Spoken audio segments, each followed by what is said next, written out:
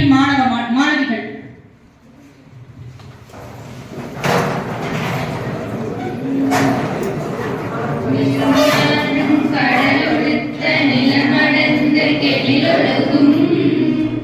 சீராரும் வதனமென திகழ் பரத கண்டமிழ் ஏக்கணமும் அது சிறந்த திராவிடன திருநாடும் வர்க்க சிறு பிறை முதலும் தரித்தனரும் திலகமுமே அத்திலக வாசனை போல் அனைத்துலகும் இன்பமுற ஏத்திசையும் புகழ் மணக்க இருந்த பெரும் தமிழனகே உன் சீரிழமை சிரம் வியந்து செயல் மறந்து வாழ்த்துதுமே வாழ்த்துதுமே வாழ்த்துதுமே. சார் வாங்க.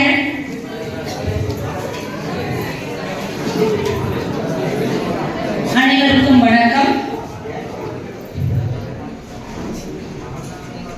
மன்னரும் மாசல கற்றோனும் சீர்தூக்கில் கற்றோன் சிறப்புடையோம். ஏன் அப்படின்னா, மன்னருக்கு தன் தேசமல்லால் சிறப்பில்லை, கற்றோருக்கு சென்றவிடமெல்லாம் சிறப்பு. இந்த புறநானூற்று பாடலினுடைய சாராம்சம் என்ன அப்படின்னா, மன்னன் அப்படின்னா அவனுக்கு புகழ் தான். இருந்தாலும் அவன் நாட்டுல மட்டும்தான் அவனுக்கு புகழ். ஆனா கற்றோருக்கு எங்க போனான், தன்னுடைய நாடு மட்டுமல்ல உலகத்திற்கு எங்கு சென்றாலும் புகழ் உரியவன் யாருன்னா கல்வி கற்றவன். இப்படி கல்வியினுடைய சிறப்பை நாம எத்தனையோ சான்றோர்கள் அதாவது சொல்லி சென்றிருக்கிறாங்க. சரியா? அத்தகைய கல்வியை பெற்றோர் அதாவது மாணவர்கள் பெற்றால் மட்டுமே இந்த நாட்டை நாம் ஒரு வல்லரசாக்க ஆக்க முடியும். முதல்ல அத்தகைய கல்வியை நாம படிக்கணும். 12th முடிச்சதுக்கு அப்புறம் நம்ம உயர்கல்வியை பயிர வேண்டும். அதற்கான என்னென்ன படிப்புகள், எத்தகைய வழிகாட்டுதல்கள் உள்ளன என்பதை பற்றிய நிகழ்வு நம்முடைய பள்ளியில இனிதே துவங்க உள்ளது. இந்நிகழ்வினுடைய முதலாவதாக வரவேற்புரை நம் பள்ளியினுடைய உயர்கல்வி வழிகாட்டி ஆசிரியர் ஆங்கில ஆசிரியர் ஜெயனிகன் அவர்களை வரவேற்புரை நல்குமாறு அன்போடு அழைக்கின்றோம். மதிப்பிற்குரிய தலைமை ஆசிரியர் அவர்களுக்கும் இருபால் ஆசிரியர் பெருமக்களுக்கும் இந்த நிகழ்வு உயர்கல்வியை எங்கள் இலக்கு என்னும் நிகழ்வு. இந்த நிகழ்வினுடைய நோக்கம், இந்த நிகழ்ச்சியினுடைய நோக்கம், நம் பள்ளியில் படித்துக் கொண்டிருக்கும் அனைத்து மாணவ மாணவிகளும் எதிர்காலத்தில் கல்லூரியில் தங்களுடைய அட்மிஷன் இருக்கணும். அதாவது என்னன்னா கல்லூரி படிக்கணும்.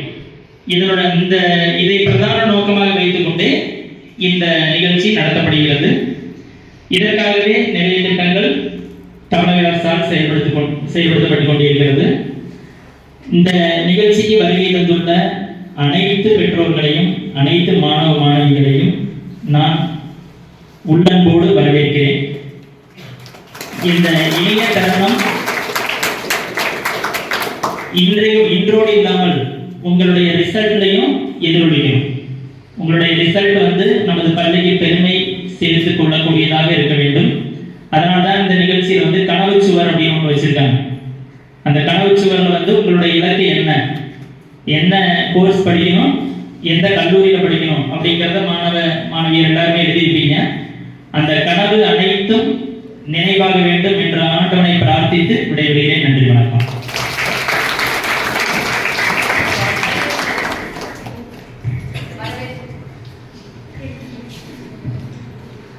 வரவேற்புரை நல்கிய ஆசிரியர் நன்றி.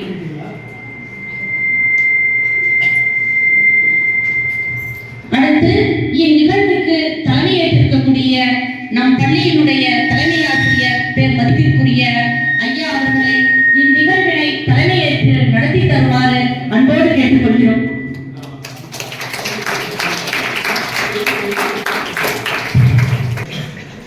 திரு ஜெயரீகன் அவர்களே மற்றும் வசந்தி மேடம் அவர்களே மற்றும் பத்மஜி கீதா அவர்களே மற்றும் இருபால் ஆசிரியர் பெருமக்களே மற்றும் மாணவ செல்வங்களே, அனைவருக்கும் காலை வணக்கத்தை உரித்தாக்கிக் கொள்கின்றேன். நான் ரொம்ப நேரம் எடுத்துக்க மாட்டேன், பயப்படாதீங்க குழந்தைகளா. ரொம்ப நேரம் எடுத்தால் ஒன்றும் பிரச்சனை இல்லைங்களா? அவங்க படிக்கிறவங்க வச்சவங்க நீ பேசிட்டே இருக்கு சார், வந்து தொந்தரமே நினைக்கிறேன். சரி பரவாயில்ல. இப்போ எங்கள் இலக்கு வந்து உயர்கல்வி வழிகாட்டு. இப்போ இந்த உயர்கல்வி ஏன் தமிழக அரசு இதில் ரொம்ப சிரமம் எடுக்குது அப்படின்னு சிரத்தை எடுக்குது அப்படின்னு பார்த்தீங்கன்னா, கல்வி வந்து அனைவருக்கும் போதுமானது. Education is the manifestation of perfection already மேனுங்க. அது கல்வி ஆல்ரெடி மனுஷனுக்கு இருக்குது, அதை கொண்டு வரணும். அதை கொண்டு வந்தால் which brings out the good qualities of men. மனிதர்கள் இருக்கக்கூடிய நல்ல செயல்களை நல்ல எண்ணங்களை கொண்டு வருவது என்னன்னா கல்வி. The destiny of nation is being shaped in the classroom. ஒரு மாணவனிடம் எதிர்காலம் எங்கே நிர்ணயிக்கப்படுகிறதுனா வகுப்பறையில் நிர்ணயிக்கப்படுகிறது. இங்கே வந்து கல்வி மட்டும் கிடையாது, அவருடைய இணை செயல்பாடுகள் இருக்கிறது. ஒழுக்கம், நாகரிகம், பண்பாடு, அதை சார்ந்த விஷயங்கள் இங்கே இருக்கு. இதில் எந்த குழந்தை தவறுதோ அவங்க பிற்காலத்தில் பாளையங்கோட்டில் ஜெயிலில் இருக்க வேண்டாம். அது உண்மையான விஷயம். இப்போ வந்து பல இடத்துல ஒரே ஒரு குடும்பத்தில் 3 பேர் 4 பேர் கொலை பண்ணுறாங்கன்னா அவனுக்கு சரியான கல்வி கிடைக்கல, சரியான ஆசிரியர்கள் கிடைக்கல, அவனை குற்றவாளி ஆகிடுச்சு. அப்போ நல்ல எஜுகேஷன் உங்களை நல்ல மனிதர்களாக உருவாகும். அதுதான் அப்போ எஜுகேஷன் தான். இப்போ நிறைய பேரண்ட் வந்திருக்காங்க, உங்களுக்கு புத்தகம் வாங்கி கொடுப்பாங்க, கவர்மெண்ட்ல புத்தகம் கொடுத்துருவாங்க, இலவச பேக்கும் கிடைக்கும், இலவச சைக்கிள் கிடைக்கும். ஆனால் இதை தவிர உங்களுக்கு ட்ரெஸ்ஸு, நோட்டு புத்தகங்கள் இது எல்லாமே வாங்கி செலவழிப்பாங்க. இதெல்லாம் உங்களுக்கு வழி செலவுக்கு பாக்கெட் படிக்கி செலவு பண்ணி கொடுப்பாங்க. இன்னொன்று பார்த்தீங்கன்னா உங்களுடைய துணிகளை வந்து அவங்களே துவைச்சு கொடுப்பாங்க. இதெல்லாம் யாருக்காக செய்யறாங்கன்னா நம்ம பிள்ளைகள் வந்து நாளைக்கு ஒரு நல்ல ஒரு மனிதனாக ஒரு பெரிய ஆபீசரா வருவாங்க அப்படிங்கிற ஒரு கனவு தான். இந்த குழந்தை ஆட்டும் போது கூட பார்த்தீங்கன்னா ஆறாரோ ஆயிரம். அது எனக்குமே ரொம்ப நாள் அது மீனிங் தெரியாம இருந்தது. அது என்ன மீனிங்னா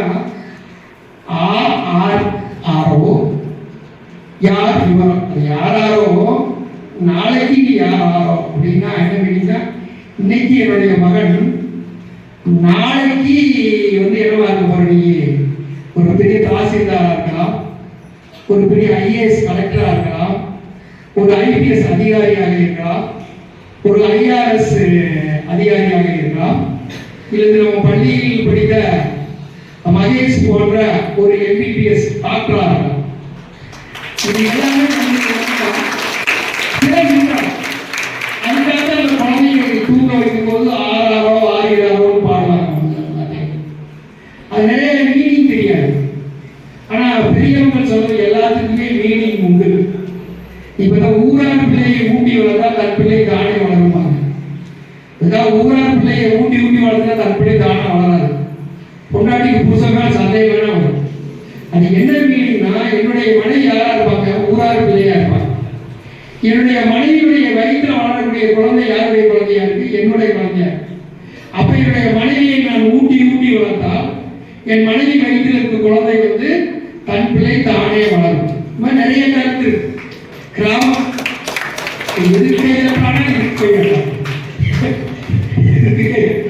நிறைய இருக்கு. நீங்க வந்தீங்கன்னா நீங்க கிராமத்தில் பேசக்கூடிய பெரியவங்கள், அதனால பெரியவங்களை மதிக்கிறது காரணம். நீங்க பாருங்க, கல்யாணமே ஒரு 5-6 வருஷம் ஆகிருக்கு. ஆனா வந்து சொல்லுவாங்க கல்யாணம் 5 வருஷம் ஆயிடுச்சு, ஒரு புழு பூச்சியை கூட காணாம. அது என்ன மீனிங்னா வயிற்றுல புழு பூச்சியா இருக்கு, அது இருக்கும் சார் அப்படிங்களா. அது என்ன மீனிங்னா புழுனா ஆண் குழந்தை, பூச்சினா பெண் குழந்தை. புழு வந்து என்ன உருவான இடத்துல சுத்திட்டு இருக்கு, பூச்சி ரெக்கை முளைத்த உடனே பறந்து போயிடும். அதனால புழு பூச்சியை காணாமாங்க. அது அப்படி அது புழு பூச்சினா ஆண் குழந்தையும் இல்லை பெண் குழந்தையும் பெற்று உருவாகல அப்படிம்பாங்க. எல்லா விஷயத்துக்குமே இருக்கு. இன்னும் நிறைய பார்த்தீங்கன்னா மாரியம்மன் கோயில் இல்லாத ஊரே இருக்காது. பார்த்துட்டீங்களா? ஏதாச்சும் ஊருக்கு நம்ம மாரியம்மனோ காளியம்மனோ ஏதோ ஒரு கண்டிப்பா பெருசாக இருக்கு. என்ன காரணம்? நம்ம பெண்களை அதிகமாக மதிப்பதால், பெண்களுக்கு இம்பார்ட்டன்ஸ் கொடுக்கறதுக்காக நம்ம ஆண் தெய்வத்தை காட்டி பெண் தெய்வம் சிறப்பாக எந்த தெய்வத்தை நம்ம வளர்த்தாலுமே இந்த ஊர் திருவிழாவுக்கு மட்டும் அதிகமான இம்பார்ட்டன்ஸ். அதிலே பார்த்தா கோயில் பெரும்பாலும் 99% வடக்கு பார்வை இருக்கும். அது யாருக்காவது காரணம் தெரியுமான்னு கேட்கும்போது தெரிய யாருக்காது தெரிஞ்ச சொல்லுங்க. அது என்னென்ன இந்த வெள்ளம், இந்த அது பேர் மனம் அழிவெல்லாம் ஏற்படுத்தலாம், கடல் அழிவெல்லாம் ஏற்படுத்தலாம், சுனாமி இது மாதிரி வரலாம். எங்கிருந்து ஆரம்பிக்கணும்னா வடக்கு பக்கத்துல இருந்து ஆரம்பிக்குவாங்க, அங்கிருந்து திசை வரும். அப்போ மாரியம் வந்து வடக்கையிலிருந்து வரக்கூடிய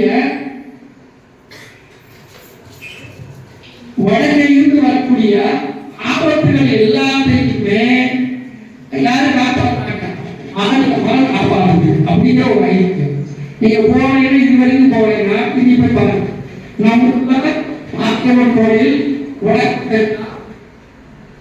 என்ன பக்கம் இருக்குதுன்னு சொல்லி என்ன செய்யுங்க பார்த்தீங்கன்னா தெரியும். இது மாதிரி நிறைய விஷயங்கள் இருக்குது. அப்ப இந்த மாதிரி விஷயங்கள்லாம் இருக்கு நம்மளுக்கு. அப்ப நம்ம என்ன பண்ணணும் அப்படிங்கிறது இது வந்து ஊர் வழக்குல தெரிஞ்சுக்கிறோம், பேசும் வழக்குல தெரிஞ்சுக்கிறோம். நீ ஐஏஎஸ் ஆகணும், அப்ப இந்த விஷயம் தெரிய வேண்டிய அவசியம் இல்லை. அப்ப நீங்க செய்யணும் படிக்கிறது. ஒரு ஐஏஎஸ் ஆகணும், அதுக்கு என்ன செய்யணும்? நம்ம அதுக்கு படிக்கணும். சார் ஐஏஎஸ் ஆகணும், ஐபிஎஸ் ஆகணும், என்ன பண்ணணும்னா ஏதோ ஒரு டிகிரி போகும். அது டிகிரியாக இருந்தாலும் சரி, அது எம்பிபிஎஸ்ஸாக இருந்தாலும் சரி, பிஏவாக இருந்தாலும் சரி, பிஎஸ்சியாக இருந்தாலும் சரி, ஏதோ ஒரு டிகிரி போகும். அதுக்கு பின்னாடி எக்ஸாம் எழுதணும், இல்லையா? கொஞ்சம் முன்னாடி சொல்லலாமா? இது ஸ்பீக்கரை கொஞ்சம் டியூன் வருது. ஏதோ இது செய்யணும். அப்ப என்னன்னா அந்த டிகிரி படிச்சு ஐஏஎஸ் ஆகிறதுக்கு எக்ஸாம் எழுதி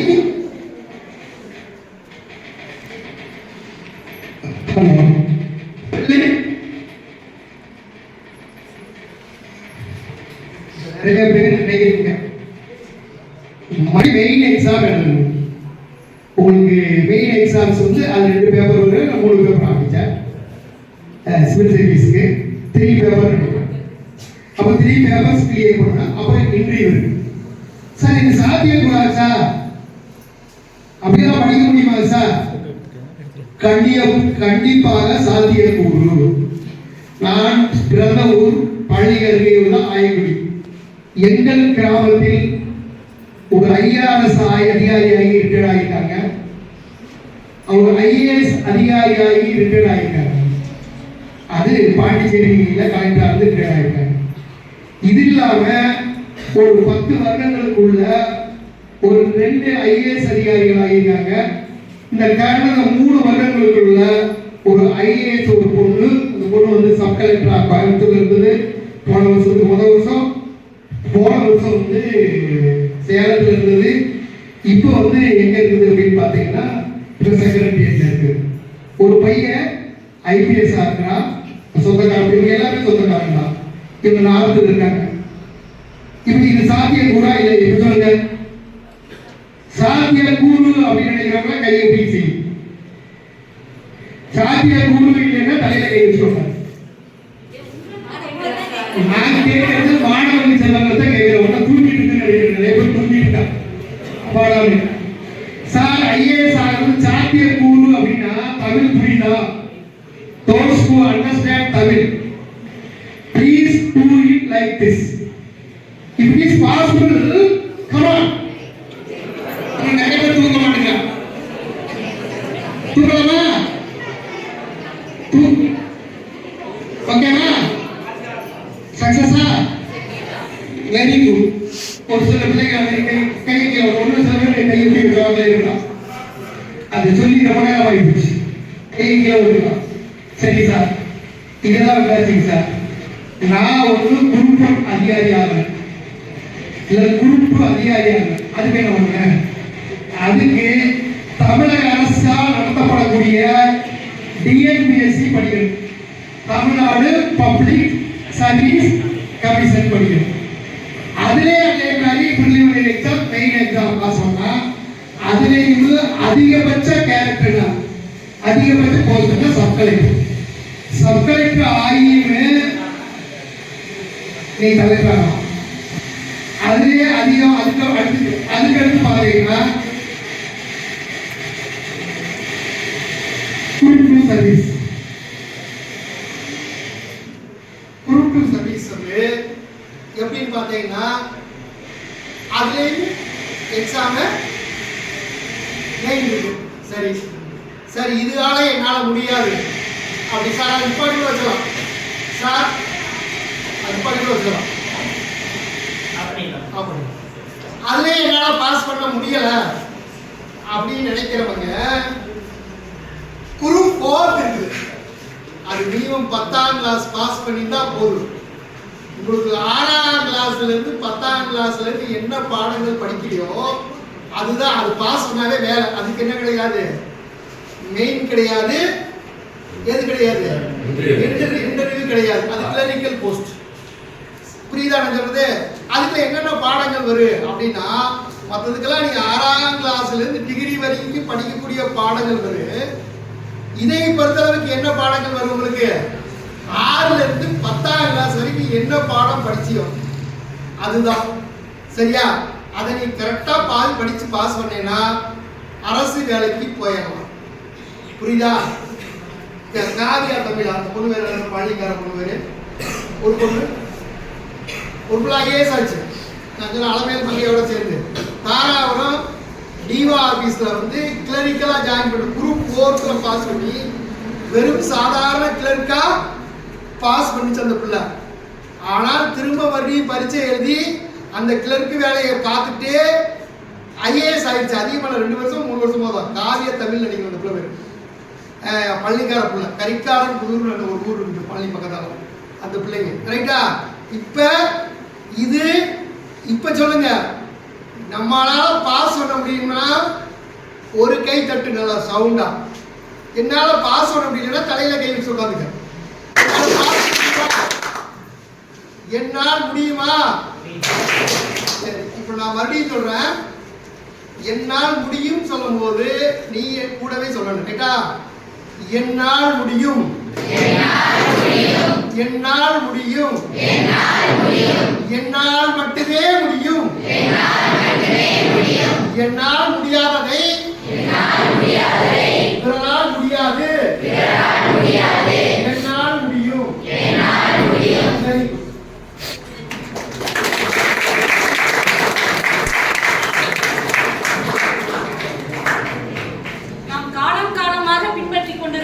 மரபுகளையும் நம்பிக்கைகளையும் அறிவியல் நோக்கோடு கூறி நம்மால் முடியும், நம்மால் முடியாதது வேற யாராலும் முடியாது என்று கூறி தலைமை ஆற்றிய நம்முடைய பள்ளி தலைமை ஆசிரியர் அவர்களுக்கு நன்றி.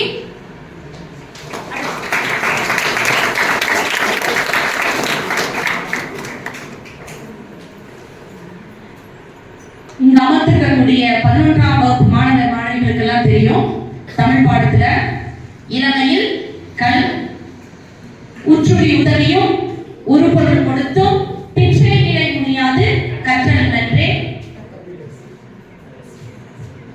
கற்றவருக்கு சென்றவிடமெல்லாம் சிறப்பு. பிச்சை எடுத்தாவது என்ன செய்யணும்? கற்கை நன்றே, கற்கை நன்றே, பிச்சை விடும் கற்கை நன்றே. இது அனைத்தும் என்னதான் பண்ணணும்? நம்ம படித்தால் மட்டுமே நாம என்ன செய்ய முடியும்? நம்மால உயர முடியும் அப்படிங்கிறதுக்கான சான்றுகள். இங்கு பெருந்திருளா, அதாவது நிறைய பேர் பார்த்தீங்க, அதாவது ஒரு சில காரணங்களால பெற்றோர்களால வர முடியல. இங்கு வந்து அமர்ந்திருக்கக்கூடிய பெற்றோர்கள் அனைவருக்கும் திரும்பவும் ஒரு முறை எல்லோருக்கும் நன்றியை கூறிக்கொண்டு அடுத்து இவ்விழாவினுடைய நோக்கத்தையும் குறிக்கோளையும் குறித்து நம்முடைய பள்ளியின் வேதியியல் ஆசிரியர் ஜோதிமணி ஐயா அவர்களை இவ்விழாவினுடைய நோக்கத்தையும் குறிக்கோளையும் பற்றி கூறுமாறு அன்போடு அழைக்கிறோம்.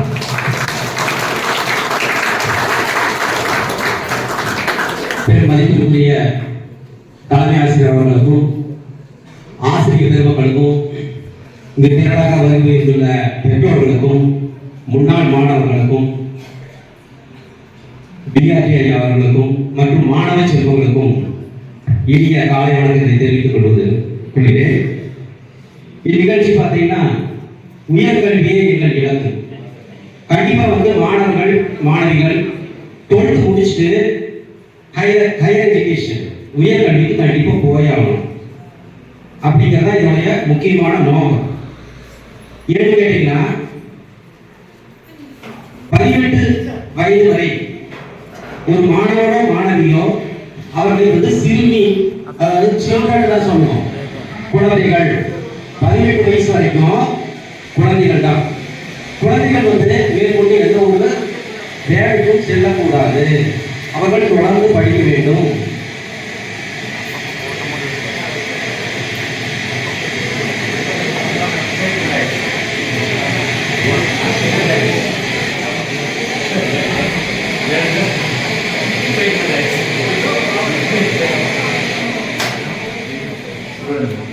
வயது வரை மாணவனோ மாணவியோ அவங்க குழந்தைதான். பண்ணக்கூடாது, எந்த ஒரு வேலைக்கும் செல்லக்கூடாது, தொழிலாளியாக செல்லக்கூடாது. எந்த வேலைக்கு போனாலும் அது கூலி வேலை இருக்காது. அது பெரிதாக உங்களுக்கு ஒரு பெரிய வருமானம் தான் வர முடியாது. அதனால நீங்க கண்டிப்பாக குறைந்தபட்சம் ஒரு டிகிரியாக முடியும். அப்பதான் உங்களுக்கு 18 வயதை நீங்கள் அடையும் போது ஏதாவது ஒரு டிகிரி ஜாயின் பண்ணியிருக்கணும். அப்பதான் உங்களுடைய எதிர்காலம் சிறப்பாக இருக்கும். அப்படிங்கிற நோக்கத்துக்காக தான் இந்த உயர்கல்வி வழிகாட்டி அதற்கான இந்த நிகழ்ச்சி ஏற்பாடு செய்யப்பட்டுள்ளது. இந்த நிகழ்ச்சியில பார்த்தீங்கன்னா நாங்கள் அந்த காலத்துல மாணவ மாணவியராக இருக்கும்போது எங்களுக்கு அடுத்து என்ன படிக்கலாம்ங்கிறத பத்தி தெளிவான ஒரு கைடு இல்லை. அதாவது வழிகாட்டுபவர்கள் யாரும் இல்லை. பெற்றோர்களும் படிக்காத பெற்றோர்கள் தான் பெரும்பாலும் அன்னைக்கு இருந்தாங்க நிறைய பேர். அடுத்து என்ன படிக்கலாம், எங்கே போய் படிக்கலாம், எப்படி படிக்கலாம் அப்படிங்கிறத பற்றி தெளிவாக சொல்கிறதுக்கு ஆள் இல்லை. அதனால் எங்களுக்கு தெரிஞ்சதெல்லாம் ஆர்ட்ஸ் காலேஜ், சயின்ஸ் காலேஜ், அதுக்கப்புறம் பார்த்தீங்கன்னா என்ஜினியரிங் காலேஜ், மெடிக்கல் காலேஜ். அந்த இன்ஜினியரிங் மெடிக்கல் காலேஜில் நல்ல வசதி இருக்கிறவங்க தான் போக முடியும், நல்ல வசதியோடு இருக்கிறவங்க தான் போக முடியும் அந்த படிப்புக்கெல்லாம் அப்படிங்கிற மாதிரி ஒரு காலம் இருந்தது. இப்போ அந்த மாதிரி கிடையாது. நமக்கு அரசு பள்ளியில் படிக்கக்கூடிய மாணவ மாணவிகளுக்கு அருமையான வாய்ப்பு இருக்கு. 7.5%. ஆனால் எல்லாத்துக்கும் தெரிஞ்சிருக்குன்னு நினைக்கிறேன். 6ஆம் வகுப்பு முதல் 12ஆம் வகுப்பு வரை அரசு பள்ளியில் படிக்கக்கூடிய அனைத்து மாணவர்களுக்கும் அரசினுடைய கல்லூரிகளில் உயர் படிப்புகளில் வேளாண்மை கல்லூரியாக இருக்கலாம், பொறியியல் கல்லூரியாக இருக்கலாம், மருத்துவக் கல்லூரியாக இருக்கலாம், அல்லது மீன்வளத்துறை கல்லூரியாக இருக்கலாம், கால்நடை படிப்புகளாக இருக்கலாம். இதில் எதில் போனாலும் அரசு பள்ளியில் படித்த மாணவர்களுக்கு 7.5% இட ஒதுக்கீடு உண்டு. அப்படின்னா ஒரு 100 பேர் இருக்கிறீங்கன்னா அதில் 7.5%, 200 பேர் இருக்கிறீங்கன்னா 15 பேர் அரசு பள்ளியில் படித்தவர்கள் கண்டிப்பாக அந்த கல்லூரியில் இடம் கொடுத்தாங்க. இது அரசினுடைய திட்டம். இப்போ அந்த கல்லூரிக்கெல்லாம் போகிறதுக்கு பெரிய வசதிகள்ங்கிறதெல்லாம் இல்லை. சரியா? உங்களுக்கு தேவையான அனைத்து ஃபீஸையும் கவர்மெண்ட்டே கொடுத்துட்றாங்க. அது மட்டும் இல்லை, நீங்கள் போய் ஹாஸ்டலில் இருந்தீங்கனாலும் ஹாஸ்டலுக்குரிய பணத்தையும் கொடுக்குறாங்க. இதையெல்லாம் நம்ம தெரிஞ்சுக்கணும், எந்தெந்த எந்தெந்த கல்வி நிறுவனங்கள் இருக்குது. நம்ம சாதாரணமாக என்ன நினச்சிட்டு இருக்கிறோம், பக்கத்தில் இருக்கக்கூடிய ஏதோ ஒரு arts and science government college அல்லைன்னா இந்த அளவு தான் நம்ம நினச்சிட்டு இருக்கிறோம். அப்படி இல்லை. நம்ம இந்திய அளவிலும் சரி தமிழ்நாட்டு அளவிலும் இருக்கக்கூடிய ரொம்ப முதன்மையான கல்வி நிறுவனங்கள் எல்லாம் இருக்குது, ஐஐடி எல்லாம் இருக்குது. அதை பற்றியெல்லாம் உங்களுக்கு தெரிஞ்சுக்கூடிய ஸ்டேஜ் தான் நமக்கு. சரியா? இந்த நேரத்தில் இந்த மாதிரி ஒரு நிகழ்ச்சிங்கிறது ரொம்ப ரொம்ப அருமையான ஒரு நிகழ்ச்சி. ஏன்னா மாணவர்கள் அடுத்து படிக்க போன படிப்பை இந்த நேரத்தில் தான் நீங்கள் தீர்மானம் பண்ணணும். சரியா? இப்போ ஐஐடிக்கு போகணும்னா தமிழ்நாட்டில் சென்னையில் இருக்குது ஐஐடி, ரொம்ப ஃபேமஸான ஐடி அது. சரியா? அதில் படித்து முடிச்சுட்டு வெளியே வந்தீங்கன்னா அடுத்து காத்து கிடக்குறாங்க, நிறைய நிறுவனங்கள் வெளியாக இருக்கிறாங்க. அப்போ நம்ம படிக்க முடியாதவங்க ஏன்னா நம்மளும் போய் படிக்கலாம். சரியா? அதுக்கு என்ட்ரன்ஸ் எழுதணும், ஜேஇ எழுதணும். அதற்கான கோச்சிங் கிளாஸஸ் எல்லாம் இருக்குது, கவர்மெண்ட்டே கொடுக்குறாங்க. அங்கெல்லாம் போய் படிக்கலாம். அது மட்டும் இல்ல, சில மாணவர்கள் நம்ம இந்த கனவை பற்றி எழுதியிருந்தாங்க, அடுத்து என்ன படிக்க போகிறோம்னு. அதெல்லாம் படித்து பார்த்தேன் நான். அது நிறைய மாணவர்கள் வந்து சட்ட படிப்பு படிக்கணும், லா படிக்கணும் அப்படின்னு போட்டு எழுதியிருந்தீங்க. அதில் ஒரு சில மாணவர்கள் வந்து எனக்கு கேட்டாங்க, அடுத்து என்ன சார் படிக்கணும், என்ன சார் சட்ட படிக்கணும், அது என்ன டிகிரி அப்படின்னு கேட்டாங்க. அது பேர் எல்எல்பி. முதல்ல வந்து பிஎல் இருந்தது முன்னாடி எல்லாம், இப்போ வந்து எல்எல்பி. அதில் வந்து பிஎஸ்சி படித்தாலும் டிகிரி படிச்சுட்டும் நீ போய் ஜாயின் பண்ணலாம். பிஎஸ்சி படித்தாலும் பிஏ படித்தாலும் பிகாம் படித்தாலும் நீ வந்து சட்ட படிப்புகளுக்கு உண்டு. அதுக்கு ஒரே தகுதி என்ன, 6 முதல் 12 வரை அரசு பள்ளியில் படிச்சிருக்கணும். அதுதான் வந்து ஒரே கண்டிஷன். அப்போ இங்கே இருக்கக்கூடிய பெரும்பான்மையான மாணவர்கள் வந்து அந்த மாதிரி தான் படிச்சிருக்கிற. 6 to 12 தான் அரசு பள்ளியில் தான் படிச்சிருக்கிற. நீ போய் அங்கே படிக்கிறதுக்கான வாய்ப்பு பிரகாசமாக இருக்குது. அப்போ அதை வந்து நம்ம இந்தியாவில் போய் இருக்கக்கூடிய சட்டக்கல்லூரிலையும் போய் படிக்கலாம். அதுக்கு வந்து என்ட்ரன்ஸ் எழுதணும். சரியா? இங்கே இருக்கக்கூடிய சட்டக்கல்லூரி தமிழ்நாடு அரசு நிர்வகிக்கக்கூடிய சட்டக்கல்லூரினா நமக்கு வந்து அது 7.5 இடஒதுக்கீடு மதிப்பெண் அடிப்படையில் எடுப்பாங்க. வெளியில் இருக்கக்கூடியதுனா இந்திய அளவில் வந்து ஃபேமஸாக இருக்கக்கூடிய நிறைய சட்டக்கல்லூரிகள் இருக்குது. அதுக்கு என்ட்ரன்ஸ் இருக்குது. அது என்ன என்ட்ரன்ஸு, அதை பற்றிய விவரங்கள் எல்லாம் நம்ம கொடுத்துருக்குறாங்க. அதெல்லாம் பாருங்கள். ரொம்ப முக்கியமான விஷயங்கள் நிறையா இருக்குது. அது ஒவ்வொன்றையும் QR கோடு கொடுத்துருப்பாங்க. அந்த நோட்டீஸ் மாதிரி ஒட்டியிருக்காங்க இல்லையா, அதில் கீழே பார்த்தீங்கன்னா QR கோடு கொடுத்துருப்பாங்க. அதை வந்து நீங்கள் ஸ்கேன் பண்ணிங்கன்னா அதை பற்றி டீட்டெயில் வந்து உங்களுக்கு தெரியும். சரியா? ஒவ்வொருத்தருக்கும் ஒவ்வொரு விருப்பம் இருக்கும். நம்ம அடுத்து எந்த கல்லூரியில் போய் படிக்கலாம்ன்ற விருப்பம் இருக்கும். நீங்கள் விருப்பப்படக்கூடிய இடத்த வந்து அந்த தகவலை வந்து தொடர்ந்து தெரிஞ்சுக்கணும், அதிகமாக தெரிஞ்சுக்கணும்னா அந்த QR கோடை வந்து டவுன்லோட் பண்ணி பாருங்க, உங்களுக்கு தெரிய வரும். சரியா? சரி. அடுத்து வந்து ஒவ்வொரு பாடத்துக்கும் தேவையான விஷயங்கள் என்னென்ன, எங்கே வந்து படிக்கலாம், என்ன படிக்கலாம், அதுக்கு அரசினுடைய உதவிகள் என்னென்ன இருக்குது, அடுத்து வந்து என்னென்ன படிப்புகள் இருக்குது அப்படிங்கிற எல்லா விவரங்களும் நம்ம கொடுத்துருக்குறோம். இதை வந்து இந்த மாணவர்கள் வந்து 11ஆம் வகுப்புல இருக்கக்கூடிய நிலையில நீங்கள் வந்து முடிவு பண்ணிட்டீங்கன்னா அதை நோக்கி உங்கள் பயணங்கள் அமையலாம். அந்த படிப்பு படிக்கிறதுக்கு என்ன என்ட்ரன்ஸ் எழுதணும், எவ்வளவு மார்க் எடுக்கணும், எந்தெந்த அந்த கல்லூரிகள் இருக்குது, இதை பற்றியெல்லாம் நீங்கள் முடிவு பண்ணி அதை நோக்கி உங்கள் பயணங்களை அமைத்துக் கொள்ள வேண்டும் என்று இந்த நேரத்தில் கேட்டுக்கொண்டு விருந்தினர்களாக வருகை வந்திருக்கிற பெற்றோர்களால் நன்றியை தெரிவித்துக் கொண்டு இதுவரை அமைதியாக கேட்ட மாணவ செல்வங்களுக்கும் நன்றியை தெரிவித்துக் கொண்டு விடைபெறுகிறேன். நன்றி.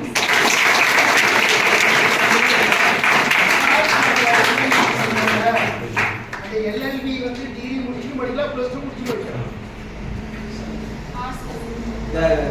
எல்எல்பி இது மாதிரியா நீ தொடர்ந்து 5 ஆண்டுகள் கூட படிக்கலாம். அதில் டிகிரி வித் எல்எல்பின்னு வந்துடும்.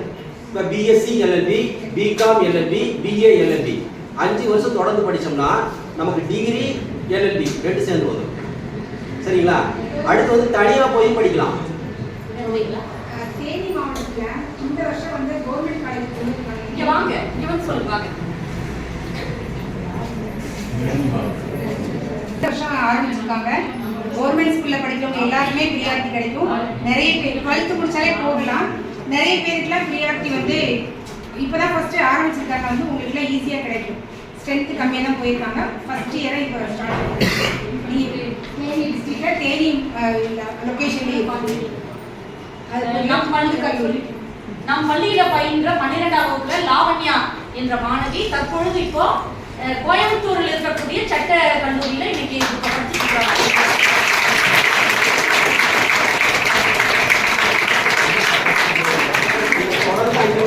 படிக்கலாம். ஒரு டிகிரியோட எல்எல்பி வந்துடும். இல்லை தனியாக ஒரு டிகிரி இங்கே முடிச்சுட்டு அங்கே போய் படிச்சீங்கன்னா 3 வருஷம். அதுக்கு வேற எம்னு இருக்கு, முதுகலை பட்ட படிப்பு இருக்கு, அது 2 வருஷம். சரியா? அது வந்து specialisation, criminal law, international law, இந்த மாதிரி தனித்தனியாக இருக்கு. அந்த விவரம்லாம் தெரிஞ்சுக்கேன். வருகை புரிந்திருக்கக்கூடிய பெற்றோர்கள் நீங்க ஒரு 10-15 பேர் இருக்கீங்க. உங்களுக்கு நாங்கள் சொல்லக்கூடிய மிக முக்கியமானது என்னன்னா, இந்த அதாவது இந்த பள்ளியில படிக்கக்கூடிய 90% மேற்பட்ட மாணவிகளுக்கு இந்த 7.5 அப்படின்னு சொல்லக்கூடிய அந்த கோட்டா இருக்கு. 7.5 என்னங்கிறது சார் சொன்னாரு, 6ஆம் வகுப்பிலிருந்து 12ஆம் வகுப்பு வரைக்கும் நீங்க அரசு பள்ளியில படிச்சிருந்தா போதும். அந்த குழந்தையினுடைய மேற்படிப்பு ஹாஸ்டல் ஃபீஸாக இருக்கட்டும், பஸ் ஃபீஸ் ஆகட்டும், எந்த 1 ரூபாய் கூட நீங்க கட்ட வேண்டியது. அத்தகைய ஒரு சிறப்பான ஒரு ஏற்பாடு நம்முடைய தமிழக அரசினுடைய இருக்கு.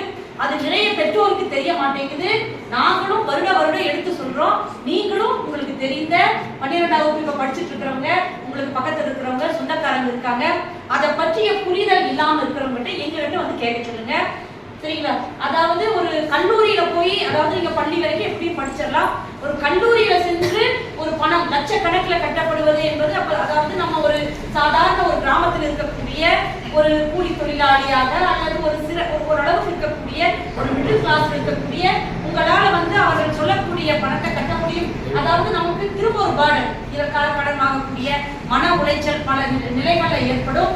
இதையெல்லாம் புரிந்து கொண்டு நீங்க, அதாவது சொல்லுவாங்க ஸ்டூடெண்ட்ஸ், உங்களுடைய அதாவது உங்களுடைய குழந்தைகளே சொல்லுவாங்க, அவங்க அந்த எங்கூட படிக்கிற பொண்ணு போய் அங்க சேர்ந்துட்டாங்க இங்க சேர்ந்துட்டாங்க, அதையெல்லாம் நீங்க பொருட்படுத்தாம அதாவது நீங்க படித்து நல்ல மதிப்பெண் மட்டும் உங்களுடைய குழந்தை வாங்கினா போதும்.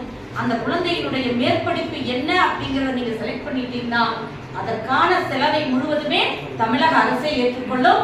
இன்னும் நிறைய படிப்புகள் இருக்கு. அந்த படிப்புகள் என்னென்ன என்பது அந்த அருங்காட்சி, அந்த கண்காட்சி இதுல நீங்க பார்த்திருப்பீங்க. இதை பற்றியும் இன்னும் நிறைய நீங்க தெரிஞ்சுக்கணும், பெற்றோர்கள் நீங்க தெரிஞ்சுக்கணும், மாணவ மாணவிகளும் நீங்களும் நிறைய தெரிஞ்சுக்கணும். என்ன படிக்கலாம், இது போல நிறைய எக்கச்சக்கமான படிப்புகள் நம்ம இந்த பள்ளியை விட்டு நம்ம வெளியே போனா போதும், சரியா? எக்கச்சக்கமான படிப்புகள் இருக்குது. அதை பற்றிய ஒரு சிறு இதை வந்து ஒரு குறிப்பை வந்து நம்முடைய ஆசிரியர் நமக்கு கொடுத்தாரு. இன்னும் மேலும் அடுத்த வருடங்களில் இன்னும் நாங்கள் பல இது கொடுப்போம். அடுத்து அறிவியல் பிரிவிலும் கலை பிரிவிலும் என்னென்ன படிப்புகள் இருக்கிறது என்பது நீங்க அந்த கண்காட்சியில பார்த்திருப்பீங்க. அந்த கலை பிரிவில் இருக்கக்கூடிய சிறந்த படிப்புகளை பற்றி நம்முடைய பள்ளியினுடைய வடிவவியல் ஆசிரியர் பாலகிருஷ்ணன், தலைமை ஆசிரியர், இருபால் ஆசிரியர் பெருமக்கள், மாணவ செல்வங்களின் பெற்றோர்கள் மற்றும் முன்னாள் மாணவர்கள் மற்றும் பிஆர்டி சாலை உள்ளிட்ட அனைவருக்கும் எனது முதற்கான பணியான வணக்கத்தை தெரிவித்துக் கொள்கிறேன். இது ஒரு அற்புதமான நிகழ்வு. எப்படி அப்படின்னா, நாங்கள் எல்லாருக்குமே தெரியும், ஆசிரியர்கள் பெரும்பாலும் நீங்க ஒரு 40 வருஷத்துக்கு முன்னாடி எல்லாம் பார்த்தீங்க அப்படின்னு சொன்னீங்கன்னா என்ன படிக்கிறதுன்னு தெரியாது, எங்க போய் படிக்கிறதுன்னு தெரியாது. அது இன்னும் சொல்ல போனா ஒரு கிராமம் எடுத்தீங்கன்னா ஒரு காலேஜ் போய் படிக்கிறவங்க ஒருத்தர் 2 பேர் தான் இருப்பாங்க. அந்த ஒருத்தர் 2 பேர்கிட்ட நீங்க போய் தகவல் கேட்டு நீங்க வாங்கி போய் படிக்கிறது அப்படின்னா அவங்க சொன்னதை மட்டும்தான் நம்பி போக வேண்டிய சூழ்நிலை இருக்கு. இன்னைக்கு அப்படி கிடையாது. நீங்க சொல்ற தகவல் உண்மையா பொய்யா அப்படின்னு பார்க்கணும் அப்படின்னா நீங்க கையில வச்சுக்க செல்போன்ல நீங்க பாத்தீங்கன்னா அவங்க கொடுத்துருக்கூடிய வெப்சைட்ல நீங்க போய் பார்த்து எல்லா விஷயத்தையும் தெரிஞ்சுக்கக்கூடிய வாய்ப்பு, அற்புதமான வாய்ப்பு இருக்கு. இப்ப நீங்க கலைப்பிரிவுல நிறைய வாய்ப்புகள்லாம் இருக்குன்னு நிறைய மாணவர்கள் பாத்தீங்கன்னா பிகாம், பிஏ, பிஎஸ்சி, ஐடி நிறைய எழுதியிருக்காங்க. நானும் கூட 2-3 மாணவர்கள் சொன்னேன், என்னப்பா ஆகணும் அப்படின்னு கேட்டீங்கன்னா ஆடிட் ஆகணும்னு சொன்னான். ரொம்ப எனக்கு சந்தோஷமா இருந்தது. அதே போல இன்னொரு பையன் வந்து ஒரு சாஃப்ட்வேர் இன்ஜினியர் ஆகணும்னா, ஆனா வாயில நீங்க சொல்றீங்க, ஆனா அங்க வந்து எழுத சொல்லும் போது மற்றவங்களாம் எழுதி நான் போய் எப்படி எழுதுறது அப்படின்னு ஒரு தயக்கம் இருக்கு. அந்த தயக்கம் என்னைக்குமே இருக்கக்கூடாது. தயக்கத்தை நீங்க எப்ப ஃபர்ஸ்ட் யாரு உடை தெரிகிறாங்களோ அவங்க தான் வந்து இந்த லைஃப்ல வந்து சக்சஸ் ஆக முடியும். தயக்கத்தை எப்ப தயங்குறோமோ அப்ப வந்து நம்ம வந்து வெற்றி வாய்ப்புகள் வந்து பின்னோக்கி தான் போகும். ஒரு ஸ்டெப் முன்னுக்கு எடுத்து வச்சோம்னா நம்ம செய்த முயற்சிக்கு என்னைக்குமே வந்து முயற்சியுடைய எழுச்சி அடையாது. அப்படி தயக்கத்தை வந்து உடை தெரியணும். நிறைய அற்புதமான வாய்ப்புகள் இருக்கு. உதாரணத்துக்கு சொல்லணும்னா நம்ம கலைப்பிரிவில் எடுத்தீங்க அப்படின்னு சொன்னீங்கன்னா நிறைய சாதாரண டிகிரி இருக்கு. பிஏ பிகாம் இருக்கு, பிஏ தமிழ் இருக்கு, பிஏ இங்கிலீஷ் லிட்டரேச்சர், அதே போல பிஏ எக்கனாமிக்ஸ் இருக்கு, நிறைய அதே பிஎஸ்சி ஸ்டாட்டிஸ்டிக்ஸ் கூட இருக்கு. ஒரு நம்ம எத்தனை பேர் இப்போ ஸ்டாட் குரூப் எடுத்திருப்பான்னு சொல்லுவாங்க. இப்போ ஒரு பையன் பார்த்தீங்க அப்படின்னு சொன்னீங்கன்னா ஒரு நேற்று வந்துருந்தான் நவீன் பிரசாத். அந்த பையனை பொறுத்தளவுக்கு தமிழ், ஆங்கிலம் எல்லாமே படிப்பான், தவறு சொல்ல முடியாது. அவன் ஓரளவுக்கு தான் படிப்பான். ஆனா அந்த பையனுக்கு வந்து ஸ்டாட்டிஸ்டிக்ஸ் வந்து சூப்பரா போடலாம், நம்ம கூட போட முடியாது. யோசிப்போம், அவ்வளவு அந்த அந்த அந்த இருக்கு. சில குழந்தைகளுக்கு இருக்கும். பிஎஸ்சி ஸ்டாட்டிஸ்டிக்ஸ் எல்லாம் எடுத்தீங்கன்னா சாதாரண சொல்லுவாரு, நிறைய டிஎன்பிசில நிறைய வாய்ப்புகள் இருக்கு, நிறைய பேருக்கு தெரியறது இல்லை. நாம என்ன பண்ணிக்கிறோம் அப்படின்னா எல்லாரும் பிகாம் படிக்கிறாங்கன்னா பிகாம் படிக்கிறேன், எல்லாரும் கவர்மெண்ட் ஆர்ட்ஸ் போனா எல்லாரும் கவர்மெண்ட் ஆர்ட்ஸ் போவேன், எல்லாரும் பைடெக் போனா பைடெக் போறேன். அப்படி இன்னொரு கல்ச்சர் இருக்கு. மாசம் வந்து 7.5% பத்தி நம்ம தலைமை ஆசிரியர் சொல்லாதனாலே கிடையாது. நிறைய அறிவியல் ஆசிரியர் சொல்றாங்க, நிறைய இருக்கக்கூடிய ஆசிரியர் சொல்றாங்க. அதை பத்தி காதலே கேட்கறது இல்லை. அதாவது ஒரு காலேஜ்ல இருந்து ஒரு போன் நம்பரை கொடுத்து கூப்பிட்டாங்கன்னா அவங்க ஆதாயம் இல்லாமல் கூப்பிடுவாங்களா? ஒரு பிரைவேட் காலேஜ்ல கவர்மெண்ட் வந்து ஒவ்வொரு மாதம் வந்து 1000 rupees ஒரு சாதாரண டிகிரி படித்தாலும் கூட அரசு பள்ளியிலிருந்து படித்தா மாதம் 1000 rupees 36 மாதம் கொடுக்குறது ரெடியாக இருக்காங்க. அதுவும் சொல்லப்போனால் பெண் பிள்ளைகள் படிக்காமல் இருக்கக்கூடாதுன்றதுக்காக பெண் பிள்ளைகளுக்கு தனியாக ஒரு திட்டம், ஆண் பிள்ளைகளுக்கு தனியாக ஒரு திட்டம். அதே போல் இப்போ கணினி தேர்ட் இயர் படிக்கக்கூடிய ஸ்டூடெண்ட்ஸுக்கு இலவச மடிக்கணினி தர்றாங்க. அதாவது நான் என்ன சொல்கிறேன்னா, இது வந்து எந்த அரசாங்கம் வந்தாலும் தரும், யார் வேணாலும் வரலாம், யார் வேணாலும் போகலாம், ஜனநாயகத்தில் எந்த அரசாங்கம் வந்தாலும் இதை நிறுத்த போகிறதில்ல, இன்னும் மேலும் மேலும் அதிகத்தை படுத்துவாங்க. நம்ம வந்து தயாராக இருக்கிறோமா அப்படின்னு பார்க்கணும். நாம் நிறைய பேர் என்ன பண்ணுறது அப்படின்னா, கவர்மெண்ட் எதை கொடுத்தாலும் வாங்கிக்கலாம்னு நினைக்கிறோம். ஆனால் அது எதுக்காக கொடுக்குறாங்களோ அதை முறைப்படியை பயன்படுத்துகிறோமான்னு யோசிக்கிறது இல்லை. இப்போ லேப்டாப் கொடுக்குறாங்கன்னா அந்த லேப்டாப் பயன்படுத்தி நம்ம என்ன பண்ண போகிறோம், என்ன சாதிக்க போகிறோம், அது யோசிக்கிறது கிடையாது. சரி, அதனால அரசாங்கம் நிறைய திட்டங்கள் கொடுக்க தயாராக இருக்காங்க. எந்த அரசாங்கம் வந்தாலும் கொடுக்கும், இனி வந்து நிறுத்த போகிறது கிடையாது, இன்னும் மேலும் அதிகத்தான் படுத்துவாங்க. அப்போ நாம வந்து என்னன்னா, அரசாங்கம் ஏன் கொடுக்குறாங்க அப்படின்னா, இது ஒரு 40-50 வருஷத்துக்கு முன்னாடியெல்லாம் இந்த மாதிரி ஒரு கல்வியில் வந்து சொல்லுவாங்க, ஒரு வார்த்தை இருக்குது, பிச்சை புகிடும் கற்கை நின்றைப்பாங்க. நாம எவனையும் பிச்சை எடுக்க வேண்டியதில்லை, யாரிடம் போய் கையேந்த வேண்டிய அவசியம் இல்லை. அரசாங்கம் இருக்கும்போது நமக்கு எந்த விதத்தையும் நாம படிக்க தயாராகிட்டோம், அரசாங்கம் கொடுக்கறதுக்கு ரெடியாக இருக்காங்க. எந்த அரசாங்கம் வந்தாலும் கொடுக்கும், அதெல்லாம் நிறுத்த முடியாது, சும்மா சொல்றதான், எல்லா அரசாங்கம் கொடுப்பாங்க. அப்போ நீங்கள் என்ன பண்ணுங்க, நம்முடைய வேலை என்ன, அரசாங்கம் கொடுக்கக்கூடிய திட்டங்களை முழுசா பயன்படுத்துறதுக்கு நாம ரெடி அப்படின்னு சொன்னா நம்ம குழந்தைகளை வந்து தவறாம படிக்க சொல்லணும். அதை விட இன்னொரு விஷயம் என்ன அப்படின்னா, ஆண் பிள்ளைகளோட பெண் பிள்ளைகள் வந்து நீங்க படிப்பு ஒன்று மட்டும்தான் கிடையாது பாதுகாப்பு. நீங்க இன்னைக்கு படிக்கல அப்படின்னு சொன்னீங்கன்னா இன்னும் அதுக்கு முன்னாடி ஒரு ரொம்ப நாள் எல்லாம் ஆகாது, ஒரு 10 வருஷம் நிரம்பிச்சு ஃபீல் பண்ணி பிரயோஜனம் கிடையாது. இப்போ ஐயா சொன்னாங்க, ஒரு 4th group முடிச்சுட்டு எவ்வளோ கஷ்டம் தெரியும் 4th group பாஸ் பண்ணுறது. பாஸ் பண்ணிட்டு ஒரு வேலைக்கு போயிட்டு திரும்பி IAS ஆகிறதுனா சாதாரண எஃபர்ட்ஸ் போட்டால் பண்ண முடியாது, புரியுதுங்களா? அப்போ ஒரு அந்த மாதிரி இருக்கும்போது நிறைய வாய்ப்புகள் இருக்கு. அதே போல கலைத்துறையில் முக்கியமாக சொல்ல போனோம்னா ஆடிட் ஆகிறதுக்கு அற்புதமான வாய்ப்பு இருக்கு. ஆடிட் ஆகணும் அப்படின்னு சொன்னீங்கன்னா கலைத்துறை படித்தா மட்டும்தான் ஆடிட் ஆகணும் கிடையாது. சாதாரண ஒரு எனி +2 எந்த டிகிரி படித்தாலும் வந்து என்ன பண்ணலாம்னா என்ட்ரன்ஸ் எழுதலாம். அதுக்கு +2 முடிச்சுமே என்ட்ரன்ஸ் எழுதி அதை பாஸ் பண்ணோம்னா நான் +2 முடிச்சுட்டே நீங்கள் வந்து சிஏ ஜாயின் பண்ணிக்கலாம். அதுக்கெல்லாம் வாய்ப்புகள் இருக்கு.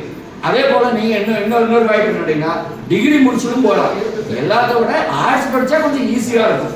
அதே போல அதான் நம்ம இதில் பார்த்தீங்கன்னா இப்போ ஆர்ட்ஸ் படிக்கக்கூடியவர் BSc ஸ்டாட்டிஸ்டிக்ஸ் படிக்கிறாங்க.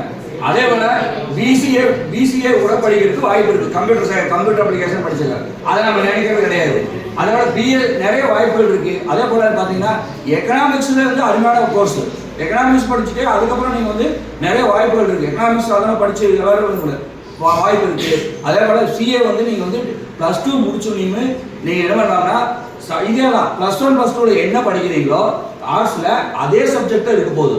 என்ன இப்போ மெயின் போனால் இங்கிலீஷில் இருக்கும். அந்த இங்கிலீஷை பற்றி நான் பயந்துக்க வேண்டியதில்லை. ஒரு 2 மாதம் 3 மாதம் படித்தோம்னா ஆட்டோமேட்டிக்காக சப்ஜெக்ட் நாலேஜ் இருந்தால் ஆட்டோமேட்டிக்காக இங்கிலீஷ் வந்துடும். இங்கிலீஷ் ஒன்றும் பெருசாக ஒன்றும் இங்கிலீஷ் ஒன்று பார்க்க போகிறதில்ல, நம்மளுடைய சப்ஜெக்ட் நாலேஜ் தான் பார்க்க போகிறாங்க.